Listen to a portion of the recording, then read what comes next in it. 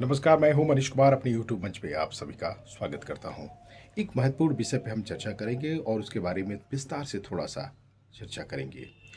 और खबर ये आई कि कल देर शाम यानी उत्तर प्रदेश की राजधानी लखनऊ में जो मुख्यमंत्री का सरकारी आवास है, 5 कालिदास मार्ग, वहाँ एक महत्वपूर्ण बैठक हुई सरकार और संगठन के बीच में।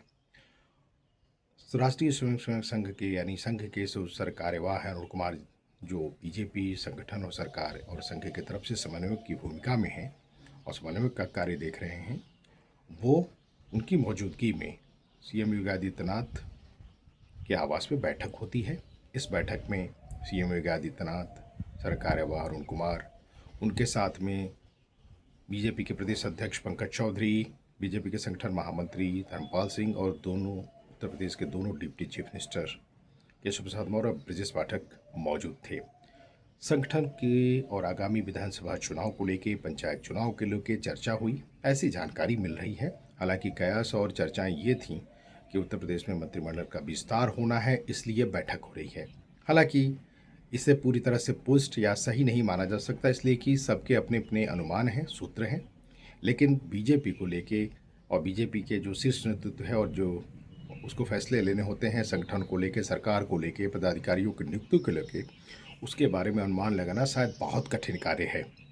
और ऐसा अतीत में देखा गया है कि जो भी फैसले हुए हैं बीजेपी की तरफ से वो चौंकाने वाले हैं। उपराष्ट्रपति का चुनाव हो, चाहे वो प्रदेश के मुख्यमंत्रियों का चुनाव हो, प्रदेश स्तर पे जो भी निर्णय लेने हों। आप बिहार में देखिए, बिहार में किस तरह से लोगों को लग रहा था कि नीतीश कुमार मुख्यमंत्री नहीं बनेंगे, लेकिन मुख्यमंत्री बने। हालांकि 3 महीने बाद उनकी छुट्टी हुई और वो अब राज्यसभा जाएंगे। हालांकि बीजेपी ने अभी तक बिहार में मुख्यमंत्री तय नहीं किया है, ना भी कर पाई है।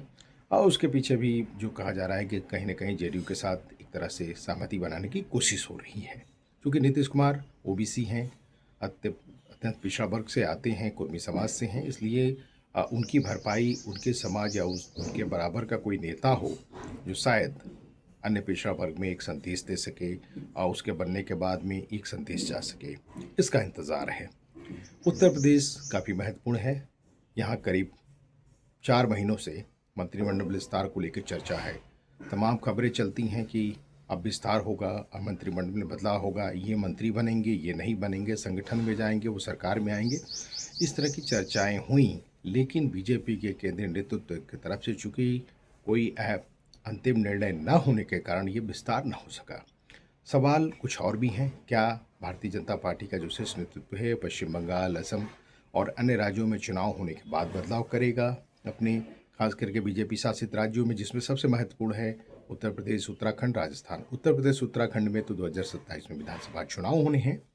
तो क्या एंटी इनकम्बेंसी की जो लहर है वो है, ये चीज़ केंद्रीय नेतृत्व को महसूस हो रही है, नहीं हो रही है?